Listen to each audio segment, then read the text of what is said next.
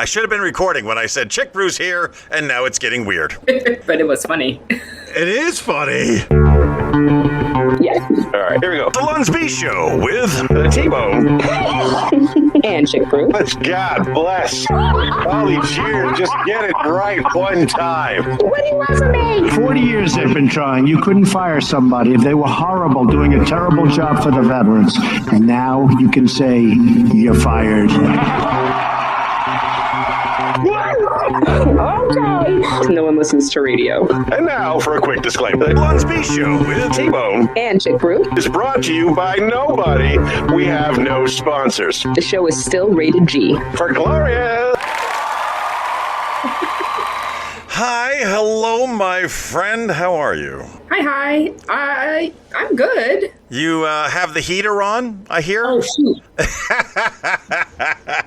Well, she's turning the heater off. Hello, ladies and gentlemen. It's me, T-Bone, from the Lunsby Show with T-Bone and Chick Brew. A quick reminder that this is what you're listening to. That's my friend Chick Brew. I am T-Bone. She lives in southern Spain. I live in central Pennsylvania. We get together once a week and we talk about things happening in the world. So, now that you've turned off your heater, tell me about this weather that you have still been embracing there in southern Spain. It just won't stop raining. Today is actually nice. It didn't rain today. Well, that means I saw video from Setenil de las Bodegas, the city that is built inside of the rocks. It's called the Setenil, a very, very great name for a place like that. And the guy who's filming is like filming all of the water that's everywhere in Setenil de las dos Bodegas. And then the walls behind him collapse. Oh, I didn't see that video. Yeah, it was the right place at the right time, but he was there for a landslide that occurred right behind him. So, not that many of you may ever go to Setenil de las Bodegas, but if you do, you can park at the top where there's public parking and walk all the way down to the bottom, and then later walk all the way back up to where there is public parking, or you could just follow the road and go all the way down to the bottom where they also have public parking. The Setenil and Smurf City. Those were two of my favorite excursions into the middle of nowhere. Everything else is a very popular tourist attraction in Spain. But if you go to the Setenil or you go to Smurf City, you find very few people there.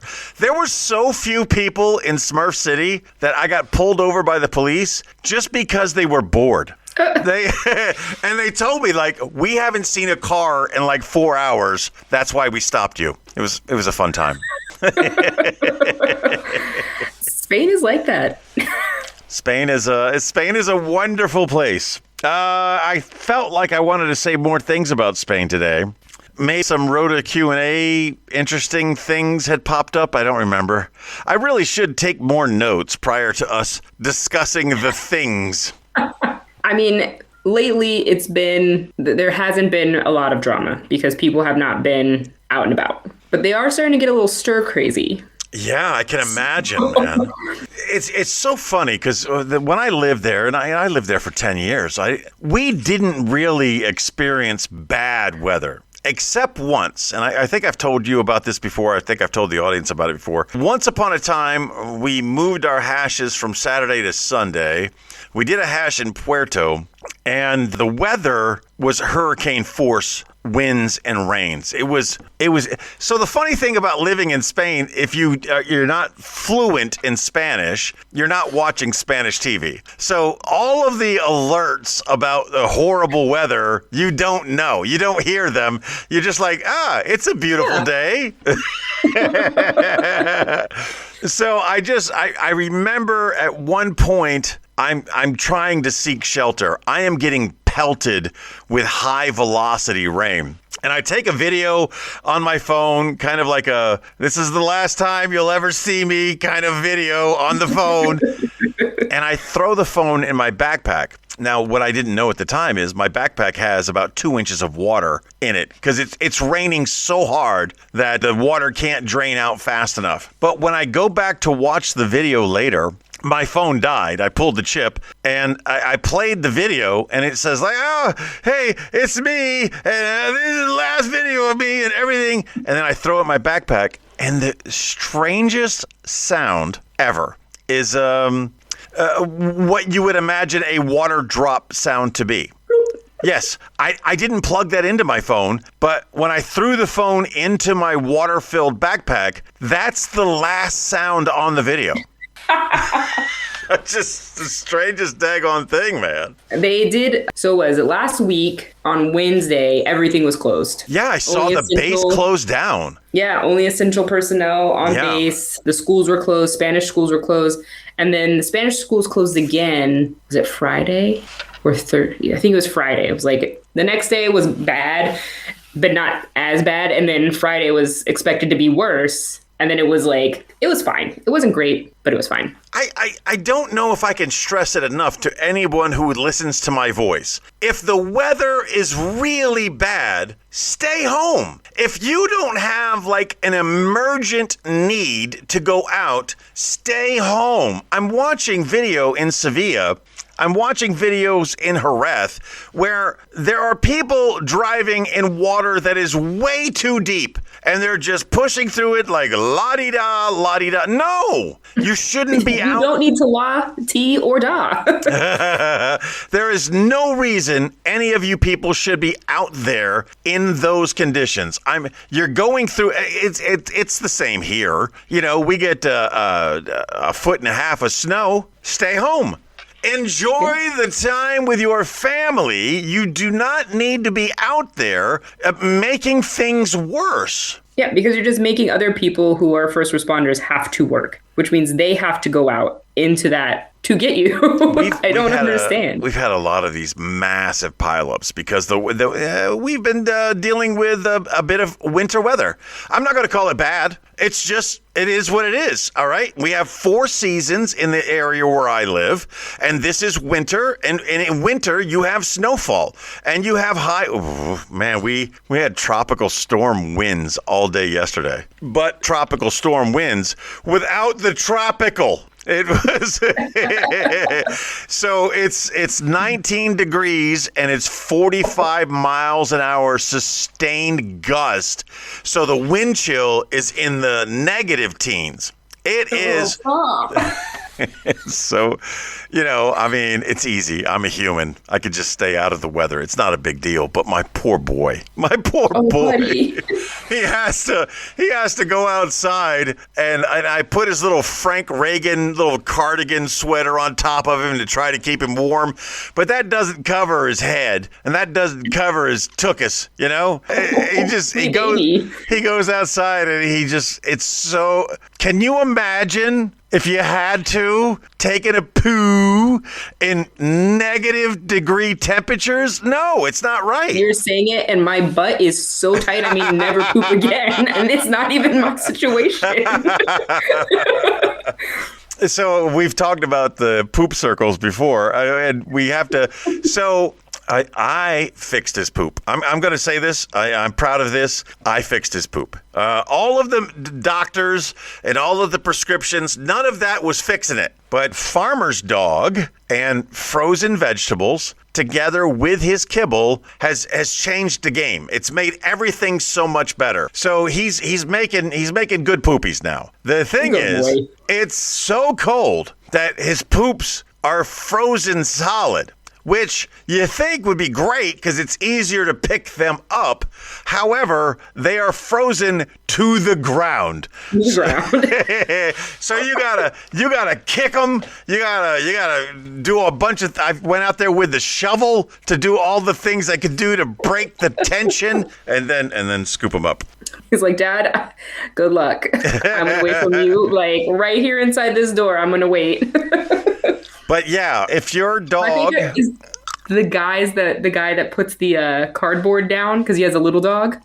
So he puts the cardboard down on top of the grass, and then when the dog needs to go potty, he lifts the cardboard up so the dog has grass to go potty on. That's hilarious. Or the people who put the tarps on their driveway then just pull the tarps up. The things that we do for our pets is just silly. I mean, I would too for my dogs. Yes. Speaking of which, I won't say I had a stern. Here's what I'm going to bring up and I'm going to talk about. We talked last week about my philosophy, my theory, my thoughts when it comes to pinch collars. I'm not a fan. I am not a fan, and that doesn't change anything.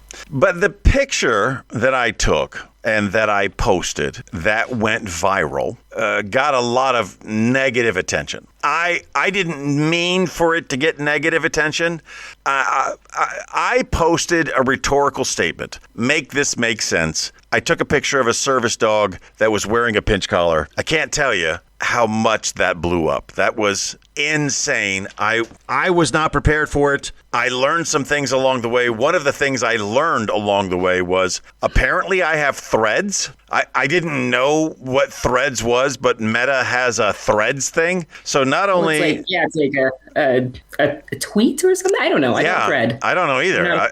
I know I posted on Facebook, and my Facebook is connected to my Instagram, but also apparently it's connected to Threads, and there was a lot of repostings. It doesn't get 100,000 views without some sharing going on. What I didn't know when I took the picture and when I made the statement that I made is that the handler of the service dog was the daughter of a friend of mine. Oh. I didn't know that. And a couple of days had gone past, and he asked to speak to me, and he spoke to me, and he was, I would venture to say he was upset because of all of the other stuff that was involved. So his daughter was upset, and of course, as a father, he's going to be upset because his daughter is upset. And we had a long discussion, and we had a good conversation, and I got educated on a lot of things. And he asked me to take the post down, which I did immediately. This person is my friend, and my friend asked me to take down a post that upset him and upset his daughter. I did it immediately. Let's do this together. And then I went further. I did the Facebook, and I went into Instagram, which I knew it would also post to, and I took it down there. And then a couple of days later, he's like, hey, this is still up on Threads. I'm like, dude, I don't even know what Threads is, but let me find it. Let me get in there. I found it. I took it down there. If anyone out there has reposted, and I say this because this is the thing, these are the things that kind of happen, and you know that we've experienced this before in our lengthy career together. I say something, and then somebody gets on board with something I say, and they are offended by it, and then the offended warriors come out. And more people are offended by the things that I say who've never listened to us before. And when I say this thing took legs of its own, when it got 100,000 views plus, that's not what we normally do. Our audience is like 100, 200 views. That's our normal audience. When it hit 20,000, I was mind blown. When it hit 50,000, I couldn't imagine where this was going. So there's somebody out there right now who's listening to me say, who's listening to my mea culpa, who's listening to me saying, look, I'd never wanted to offend anybody or upset anybody. You're hearing me say this, but you know, and I know that there's still going to be people who are going to be offended, even if I'm saying, I'm sorry, I didn't mean to offend anybody. This is why I don't post on the internet anymore. Here's the thing. The internet is fantastic, right? I love it. It's fun. I can ask questions and get answers. They may or may not be correct answers, but I can do some stuff, right? You can do things, you can have fun, have a good time. Everything that's on the internet is for public consumption. It doesn't matter if your Facebook page is locked down. It doesn't matter if you are nobody. In an instant, you could be somebody for not necessarily what you want to be somebody for. For all the wrong reasons. Right. And so I don't post. I have opinions. I have them. I have very strong opinions. I will never put them on the internet. I also... Because things can happen, right? I could change my opinion. And then I will be forever held captive by an opinion I had. I also have opinions. When I was maybe stupider than I am today. And for the most part, I really do. People don't give me credit for the amount of self-censoring I do. I really, man, I am biting my tongue more often than most people can imagine. But when it came to pinch collars, I kind of thought that everybody would be with me on that one. I thought my opposition to this torture device, I thought people would agree with me. But I guess we'll call it the service dog community, they took high offense to anything. But I think that's like the thing, right? Is I don't know this person. This is not a friend of mine. I don't know them, but I see this a lot with people, like they post people they don't know. They post, and it's weird to me. I would never be like, oh, I'm in public and this person is living their life, not bothering me. I have nothing to do with this person. I would never think like, oh, I would never post it on the internet because again, I can have an opinion and be like, I don't like that. I see people with ugly hair all the time and I think I don't like that. And I don't this hair is so ugly. Who would ever leave their house? It's weird to me that people do it. Service dog, it's none of my business. I don't have to agree with it. So I watch people wear all kinds of stuff, walk around, do all kinds of stuff. And I think that's so dumb. When my friend wanted to have a talk with me, and I knew what it was about because I had found out that was his daughter, and I knew this conversation was coming, and I was prepared to take the whooping, if you will. I was prepared for that. Of course, I didn't want to do anything to offend him or his daughter or anything like that. But when I knew this was coming, I started scrolling through all of the things that I post. And for the most part, we together are positive people. We post positive things. Very rarely do we post anything that could be considered negative. We're very positive in the things that we post. And I'm going through all of the things that I've posted in the last couple of years. And I'm like, okay, I took a picture of Keisha because her license plate said Keisha. And when I pulled up and saw the driver of the vehicle, she is not what you would expect when you see a license plate that says Keisha. She doesn't know me. I don't know her.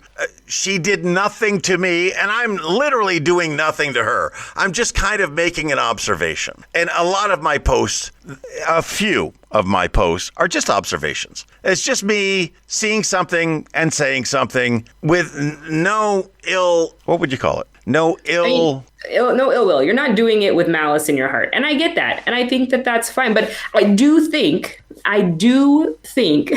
and maybe it's generational. I don't know.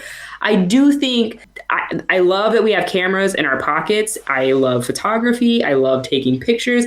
I think the knee-jerk reaction of taking a picture of things and then, right, I don't think I would ever see a license plate and be like, I gotta take a picture of that. Really?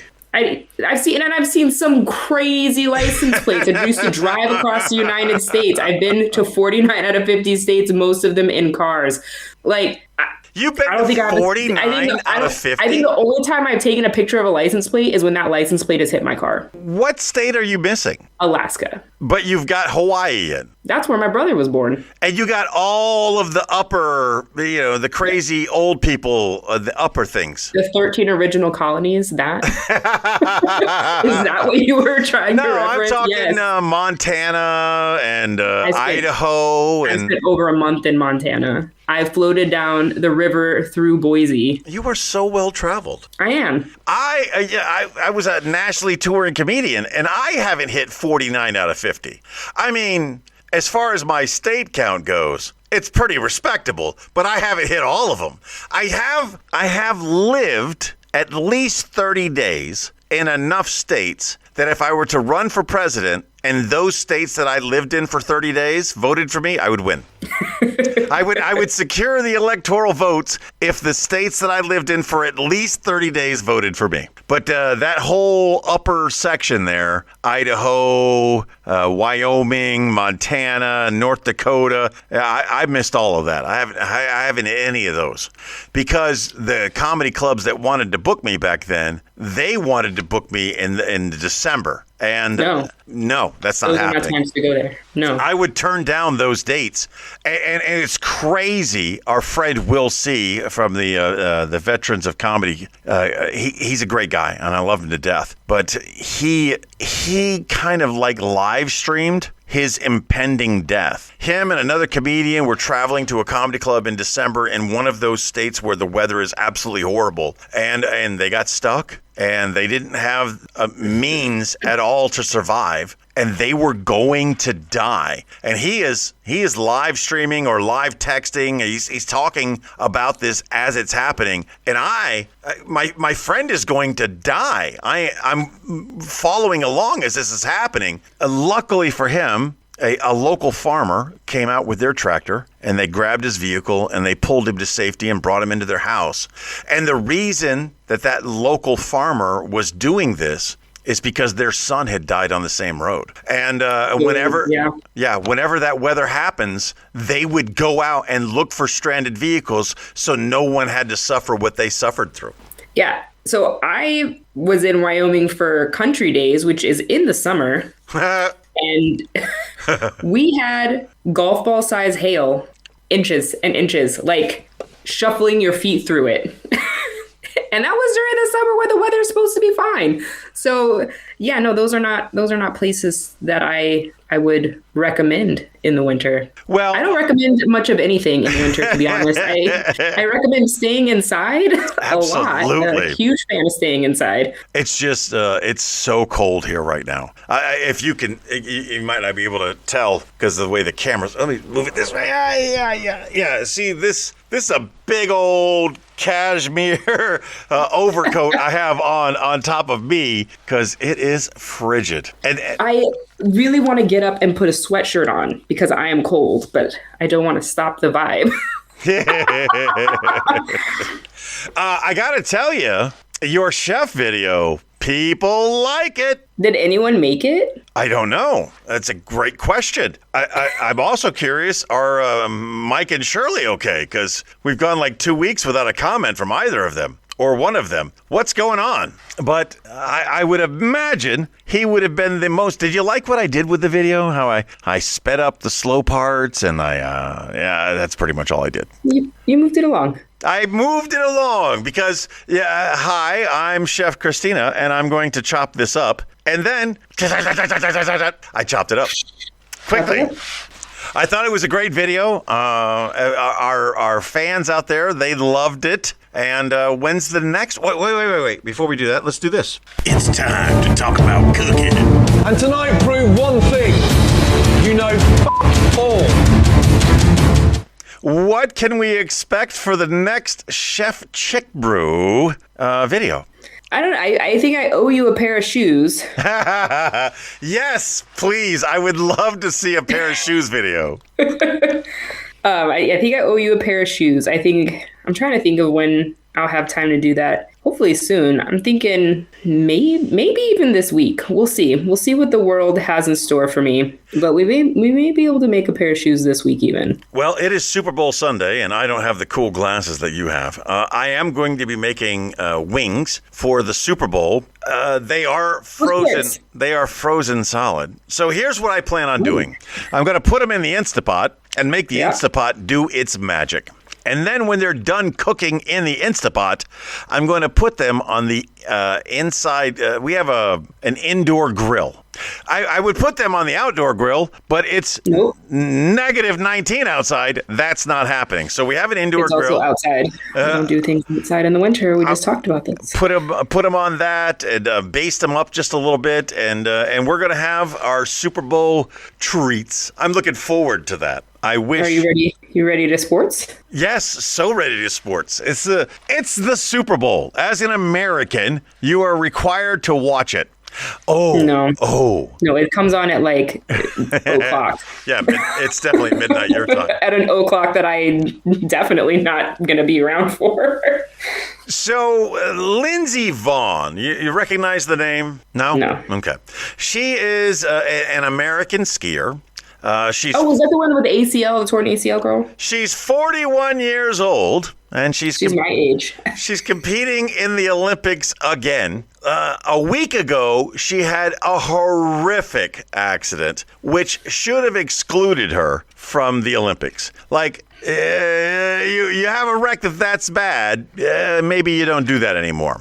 But she and her team decided that she needed to participate in the Olympics, taking that spot away from someone else. And what happens on her first downhill? She eats it hard. I get it. I know Olympians. I have been beaten by Olympic people more than once.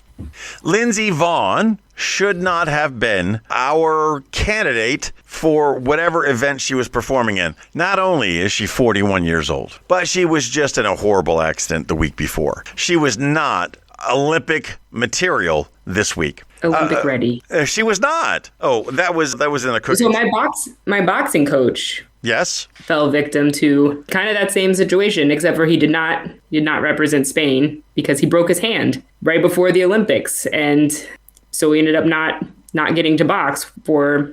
And I can only imagine when you've trained so hard for so long. But I mean, it's inherent, right? Like the sport itself is aggressive. So is skiing. Like they're very physical things. When I was a young man, something is possible. It's just so easy to get hurt. I thought I was Billy Jack. I thought I was a baddie. I thought I was the man. So at the tender age of, 16 or 17, I probably lied on the application. I entered a Toughman competition. And for those of you who don't know what a Toughman competition is, it's basically where people get into a ring and beat the snot out of one another. And I thought I was down for this. So I entered the Toughman competition. It was not only a Toughman, it was a Toughman kickboxing competition. Do you even know how to kickbox? I believe it or not, once upon a time, I did. Look, when I say that once upon a time, I was the guy.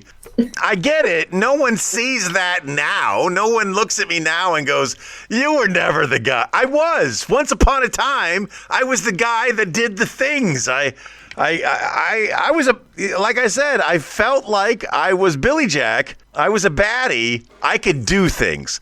I was so confident in my abilities, I joined a Toughman competition, a Toughman kickboxing competition. And I only remember that because of the comment you made there. The first competitor that I went up against was a U.S. Army Ranger. And I was holding my own. I was doing pretty good. He hit me. I hit him. He hit me. I hit him. We were going back and forth. But it turns out he was better at hitting me than I was at hitting him. And I was done. I was down. I lost by decision. He didn't knock me out, but he beat me down. The choice was made. and the judges decided that he was better and he needed to move forward. What the judges didn't know was that he broke his hand on my head. And he could not go into the next round. So they called me up and like, "Hey, the guy that beat you broke his hand on your head and he can't go through to the next round. You want to come back and do the next round?" What do you think my answer was? Probably yes. The answer was no. Because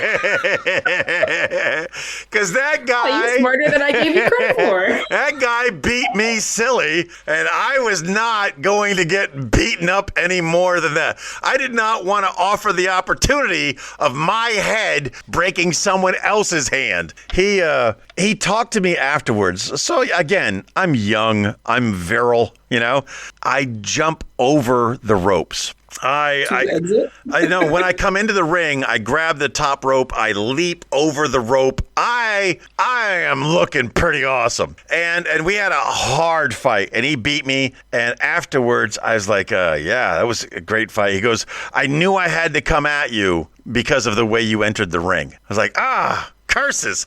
If I'd have known that, I wouldn't have jumped. I would have quietly walked into the ring. I would have seeped into it, if you will.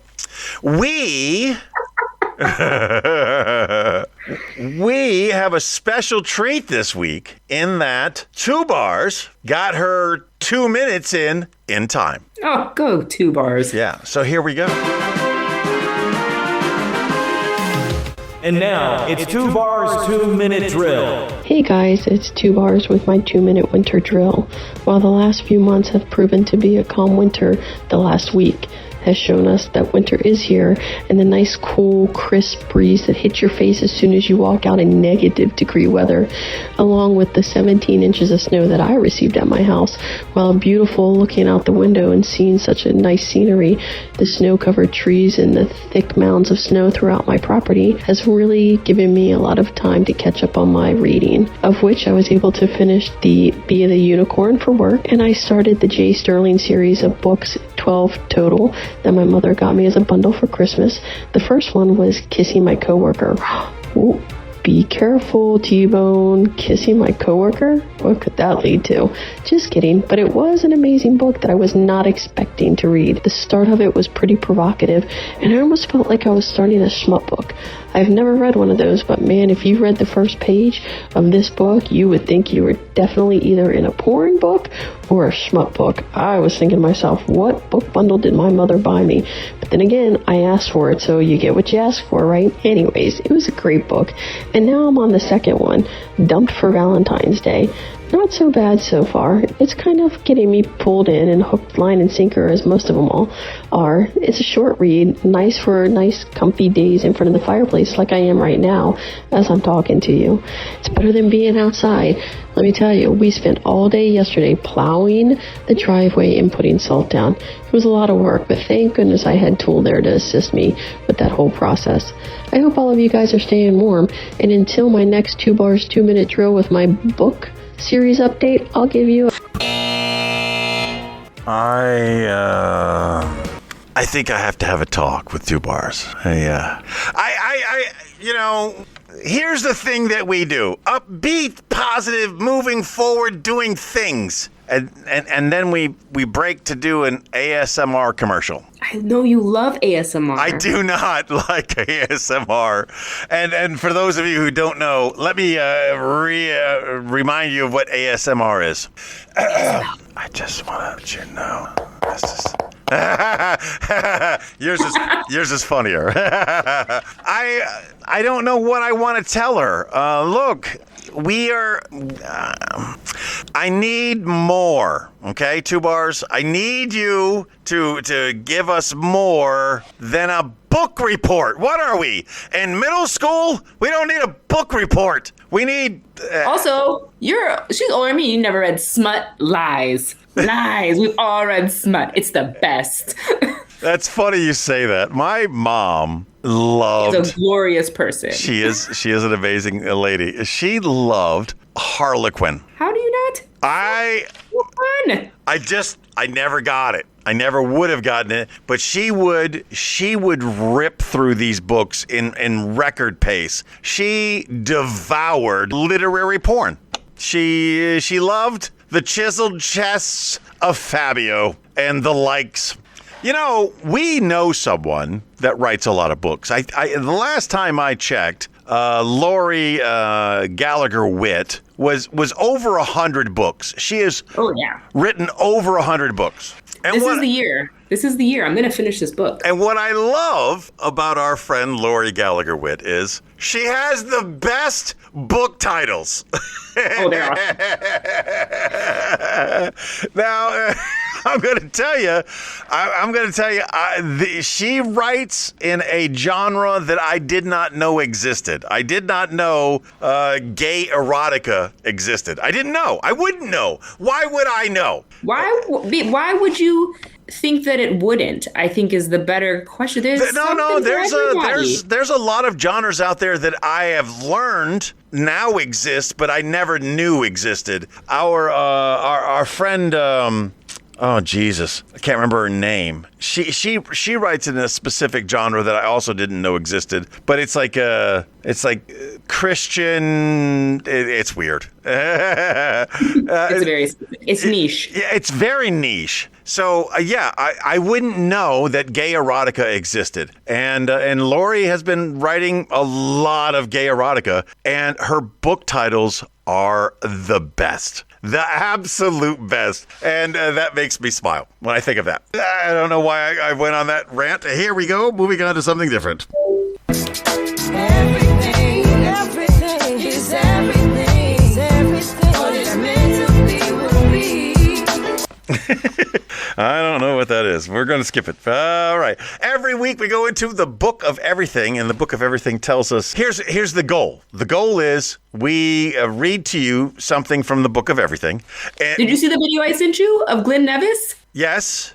It's beautiful. Yes. But you thought the phone was listening to us. Yeah, obviously the phone was listening to us. The phone is not listening to us. It's listening. No, it's not. Not this. In this particular instance, it is not, because while we were taping that show, you said, "I'm gonna Google that." And you did, and now I also follow that woman. In the spirit of the Olympics, even though this is the actual Olympics and not the Winter Olympics, today's fact from the Book of Everything is coming to you. And again, we give you a fact from the Book of Everything, hoping that you can find a way to include it in your weekly conversation. In 2008, Usain Bolt set the world record for the 100 meters with one shoelace undone. Bet you didn't know that. I mean, I would have fallen down. Let's be honest. Would have fallen down and broken my teeth. I don't know why I've been thinking about this lately, but the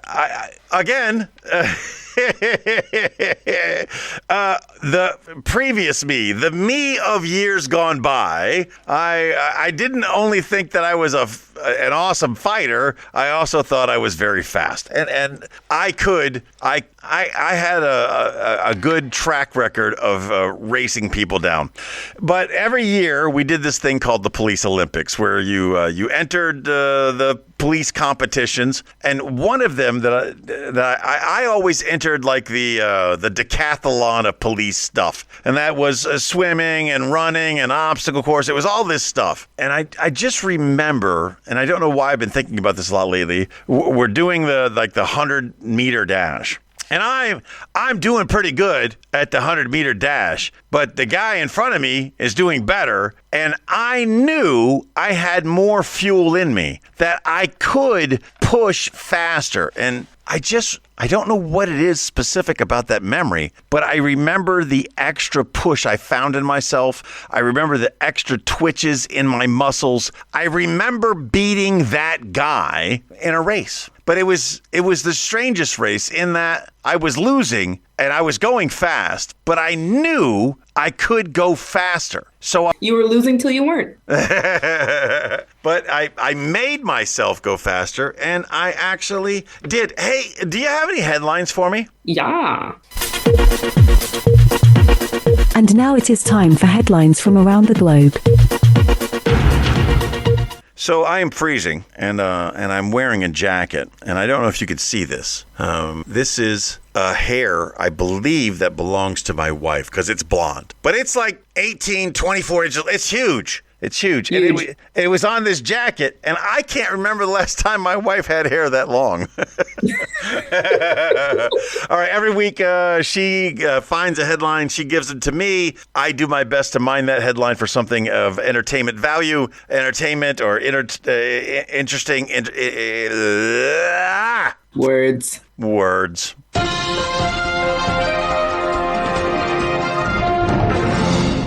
Speaking of freezing, frozen iguanas rain from the sky. So Florida has been experiencing a very, very cold winter. It's winter in Florida, and iguanas historically don't hold up well. to frozen temperatures, but it also doesn't have to be frozen temperatures. So the storm that preceded Hurricane Hugo was Gabrielle, and Gabrielle did some damage down there in St. Thomas. And our admiral at the time had a summer home in St. Thomas. So we found ourselves in St. Thomas doing some community service, helping clean up the place after Gabrielle came through, but before Hugo came through. The lizards do not need freezing temperatures to go into a state of stasis. They just need colder than they expect temperatures. And I just remember, so we're working on rebuilding a school. In the backyard of the school, there's a defilade of like 300 feet that goes down into the play area. And there was some damaged equipment down there that we were working on. So any tree that grows down here has grown well beyond where it should be. And it's a huge tree. And I remember hearing the thump. It was a giant iguana. So iguanas can they don't weigh a lot. But if you drop a penny off the Empire State Building, you could kill somebody. And if you drop an iguana out of a 60-foot tree, you could do some damage. And this bad boy fell right next to, one of the sailors I was there with. It missed him, but when it hit the deck, it hit with ferocity. It hit hard. And then it just scrambled off. Now, I have seen, because the iguanas in South Florida are an invasive species, so it's okay to kill them, and it's okay to eat them. And I saw a chef I got some chicken of the tree. I think I watched that same video. And I can imagine that iguana tastes exactly like you think it would taste like. It tastes like chicken. I don't know why so many things in the world taste like chicken, but especially because chicken is such a gross taste. You don't like chicken. I don't like chicken. And I everything does taste like chicken. And sometimes you want to branch out and you're like, oh wait, I don't actually want to branch out. I don't want to eat that. It's very sad. Alligator tastes like chicken. Yes, it does. Yeah. Tried it. But it's an alligator. It's nothing close to being a chicken. So if it tastes like chicken, but it's not a chicken, would you still be offended to eat it? If it tastes like chicken, I don't want to eat it. But there have been times when you will eat chicken. I will eat chicken. I understand that it is affordable. I understand that it is frugal. It is often the choice. It is the choice that is made a lot for me. But I'll never What are your thoughts on chicken wings? I don't like them. Really? I will eat a chicken tender before I will eat a chicken wing. So you'll eat fake chicken. You'll eat fake chicken, but not real chicken. I like chicken tenders because they are a vehicle for honey mustard sauce. Oh, of course. I don't eat the chicken tender because I am particularly interested in the tender portion of it. I know Feria season is about to begin. I think Sevilla had their decorations up. I think it was Sevilla. And then I saw the video of the winds just tearing down all the things that they put up for Feria. Just, my goodness, man. Definitely not the year to get a head start. All I can say to my friends that still live in Spain is just please be safe. It's just amazing what's going on there. Hey, do you have another headline for me? I do.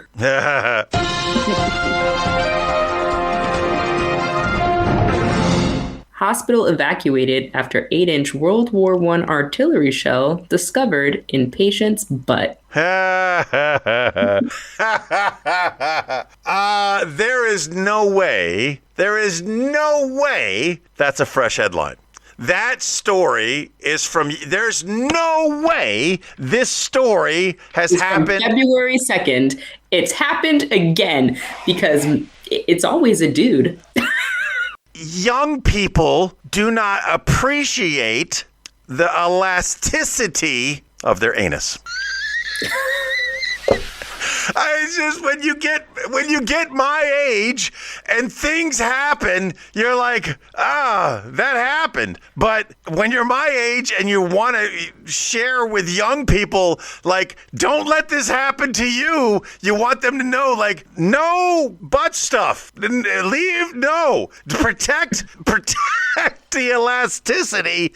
You need to protect the elasticity at all costs, because eventually you're going to have issues. And if the less elasticity that exists, the more issues you're going to have.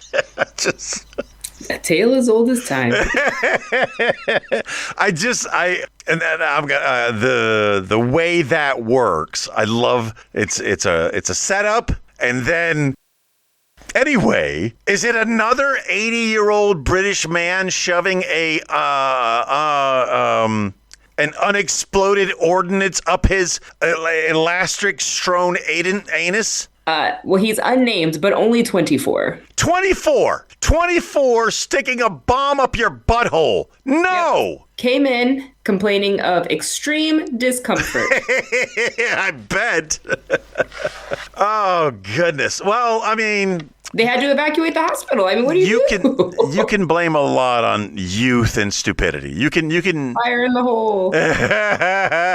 You can not give a pass, but you can understand youth and stupidity. But the last time this happened, it was like an 80-year-old man who definitely should have known better before shoving a rocket up your buttocks or your butthole. That's just... It's just always a dude. It just always is. I don't understand the fascination with sticking things in your tuchus. I'm not a fan. I'm not a fan. I am now at a place in my life where I have to be careful with sneezes. I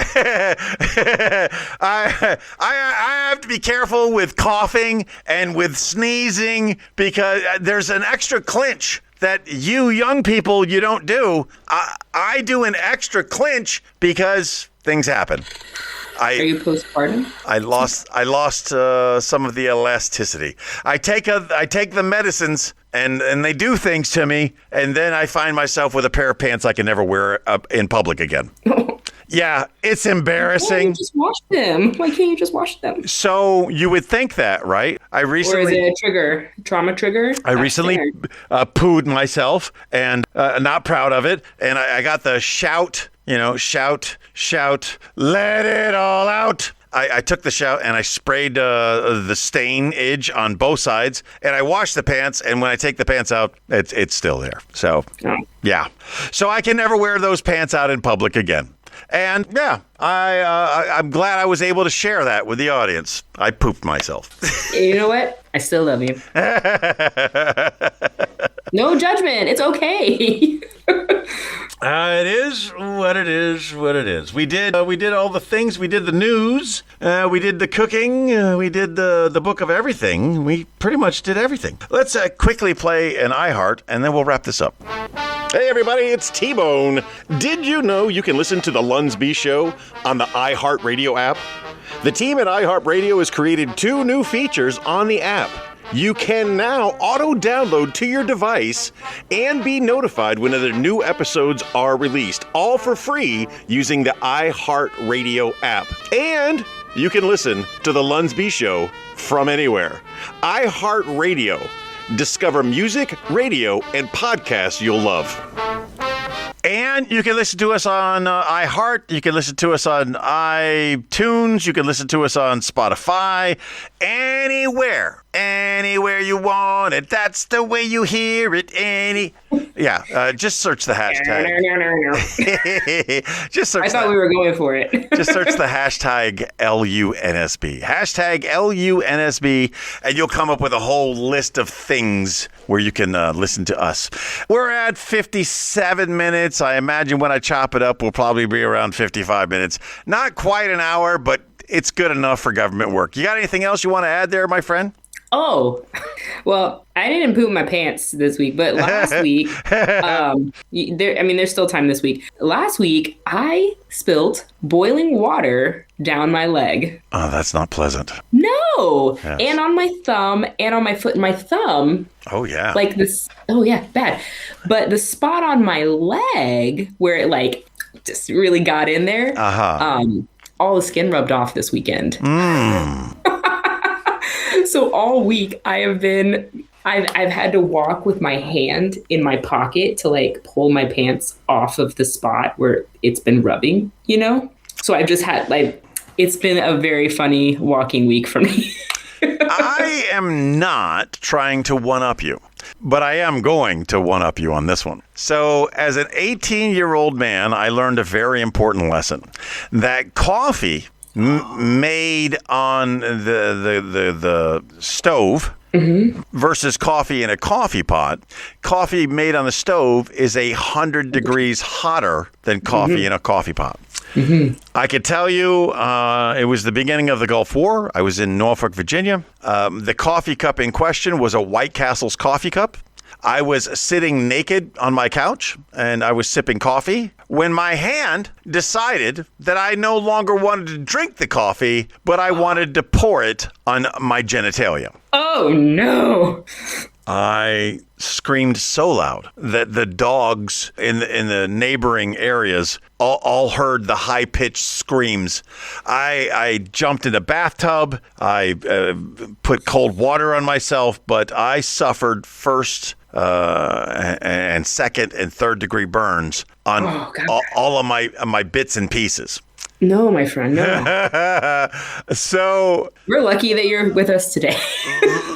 It was around Christmas time, and I was carpooling. So some friends of mine brought me to the ship, and back in those days, you got your medical care on the ship, and they took care of me. They salved me up and they wrapped me up, and man, I was in a bad way. And my therapy involved sitting in a tub full of hot water that was supposed to burn off or wash away the burnt skin on my body. Commander Barber is Doc Barber. I will never forget. He had no personality at all. And I was in this tub trying to wash away all of the skin that I had burned. And he would just walk in. He's like, stand up. Like, yes, sir. Pull back your foreskin. Yes, sir. And he would eyeball me. It's just the strangest. It was just the strangest thing. So, yeah, hot water, bad, okay? Hot coffee, also bad. Here's a tip, boys and girls. When you're drinking hot liquids, have clothes on. Who thought that was a good way to heal the burning? I don't understand. There had to be some kind of methodology to it. You sit in this thing. It's like a hot tub, and it moves the water around. And I don't know. I went through physical therapy. Stupid. I went through physical therapy for a long time. I had outrageous blisters in that area.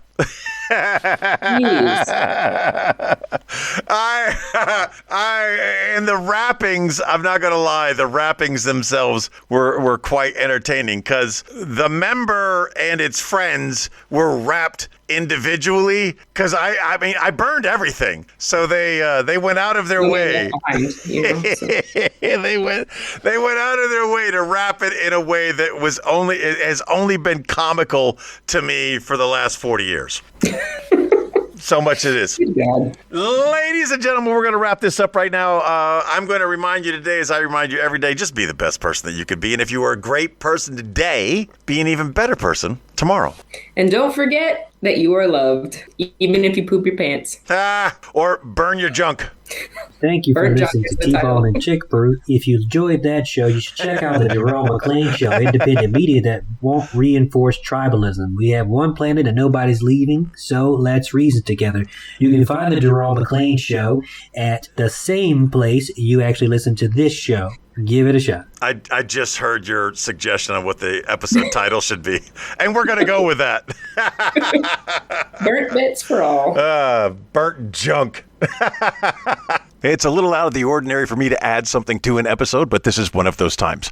I had to take something out. There was an editorial choice that was made there, so I had to remove something that many of you will never hear, and some of you may. There's that. We're also having an issue with strikes in the tubes of you, and the song that we've been using for years that I got off of a copyright-free site. Now they want us to pay for it, and we're not going to do that. So what we have put out just recently was saying, hey, Here's a website that gives us free music. Search through it. If you find anything that you like, we'll use that for that week, And if we've got a couple of different suggestions, we'll figure out what the best one is, and then we'll let that person know that they did a great job. Now, I'm not going to say that Robert did a great job. Okay, I'm not going to say that. I'm going to say Robert did provide us with our outro for this week. Love it or hate it, it's up to you. But his timely response should be noted, should be very noteworthy. And with that being said, here's this week's outro.